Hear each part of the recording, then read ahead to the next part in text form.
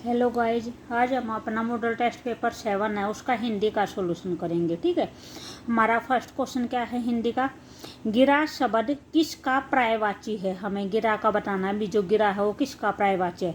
सरस्वती का है, लक्ष्मी का है, दुर्गा का है या धरती का है। तो किसका पर्यायवाची है, लक्ष्मी का पर्यायवाची होता है जो गिरा शब्द होता है। ठीक है, उसके बाद है 32 में क्या है, अतिथि शब्द का विलोम है, यानी अतिथि का विलोम बताना है। ठीक है, सतिथि होगा या आगंतुक होगा या आतिथ्य होगा या आतिथ्य होगा।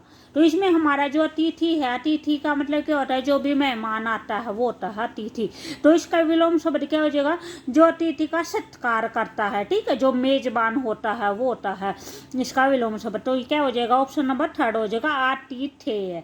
ठीक है, उसके बाद जो ये दे रखे आतिथ्य दे रखे, ये क्या होता है, ये मेहमानदारी होते हैं। जो भी हमारे घर पे अतिथि आता है उसका जो भी हम स्वागत करते हैं, उसके लिए जो कुछ करते हैं वो क्या होता है, वो आतिथ्य होता है। ठीक है, उसके बाद है 33, महोदय शब्द का संधि विच्छेद लिखो। कभी महोदय शब्द का संधि विच्छेद कौन सा है।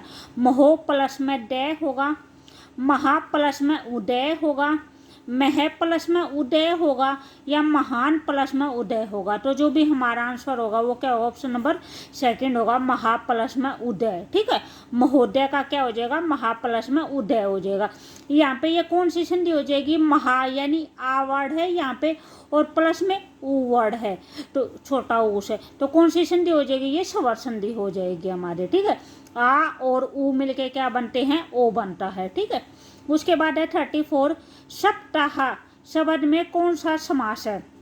द्वंद्व समास है, बहुव्रीहि समास है, द्विगु समास है या अव्ययीभाव समास है। तो हमारा सप्ताह शब्द में कौन सा समास हो जाएगा, द्विगु समास आ जाएगा। जहाँ पे भी आगे हमारा क्या होता है, संख्यावाची शब्द होता है। ठीक है, वहाँ पे कौन सा समास होता है, द्विगु समास होता है। ठीक है, उसके बाद हमारा 35 है। 35 में है क्या है, खिड़की शब्द है, यानी खिड़की कैसा शब्द है, विदेशज है, तद्भव है, तत्सम है या देशज शब्द है। तो हमारा कौन सा हो जाएगा, देशज शब्द हो जाएगा हमारा खिड़की।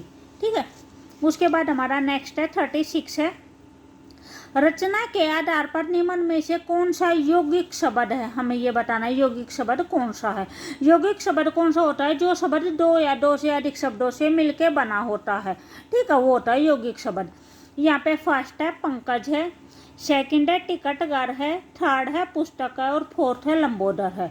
तो हमारा यौगिक शब्द कौन सा हो जाएगा, टिकटगर हो जाएगा। ये टिकट और घर दो शब्दों से मिलके बना है, तो ये कौन सा हो जाएगा, ये यौगिक हो जाएगा।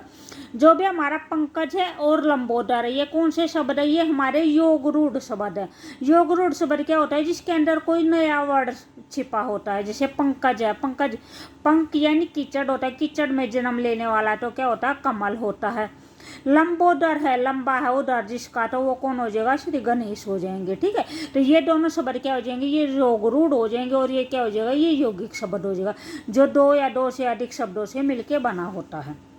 उसके बाद है 37 में क्या है, निम्नलिखित में से किस शब्द में अन उपसर्ग का प्रयोग नहीं हुआ है। ठीक है, ये वाला अन पूछ रखा है, हलंत वाला भी, किस में अन उपसर्ग का प्रयोग नहीं हुआ है।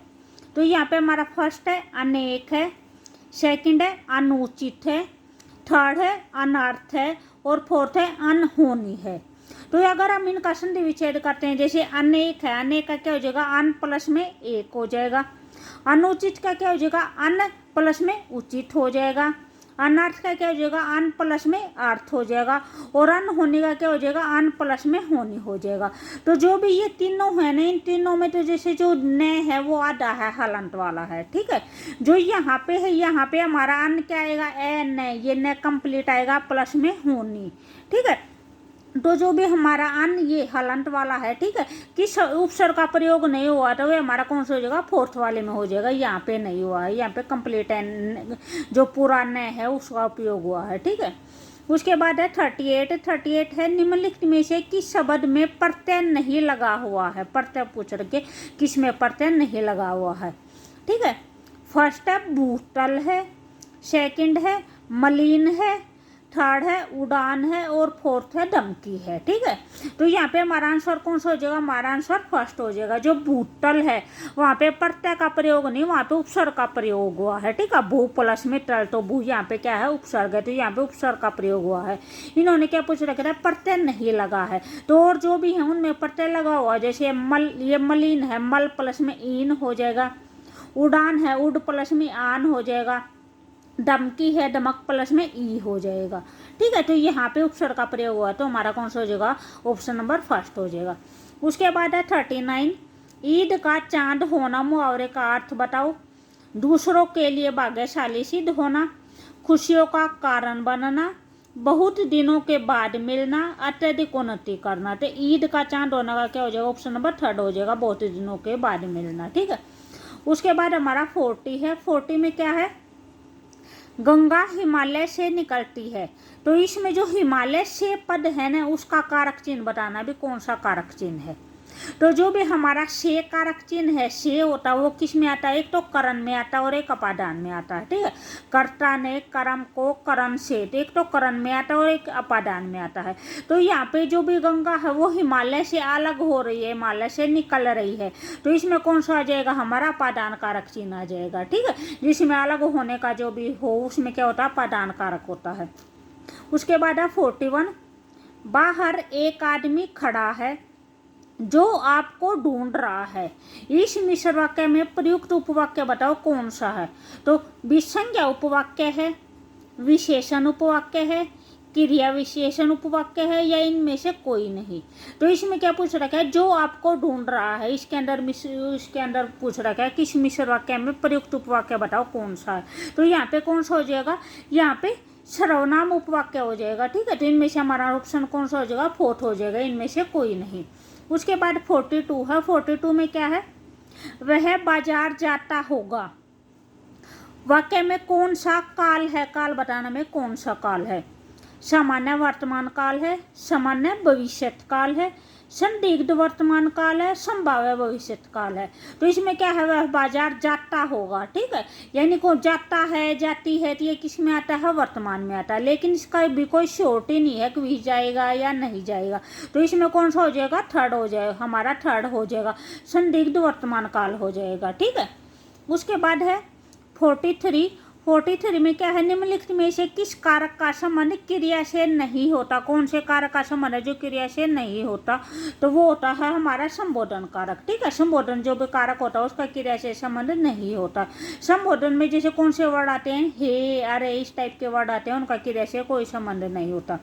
उसके बाद हमारा 42 है। 44 है। 44 में क्या है, निम्नलिखित में से बेमेल शब्द छांटिए कि जिसका कोई मेल नहीं, यानी जो इनसे अलग है। ठीक है, फर्स्ट है अनूठा है, सेकंड है कुमारी है, थर्ड है कुंवारी है, और फोर्थ है कलापी है। तो यहाँ पे हमारा कौन सा हो जाएगा, यहाँ पे हमारा फोर्थ हो जाएगा, कलापी।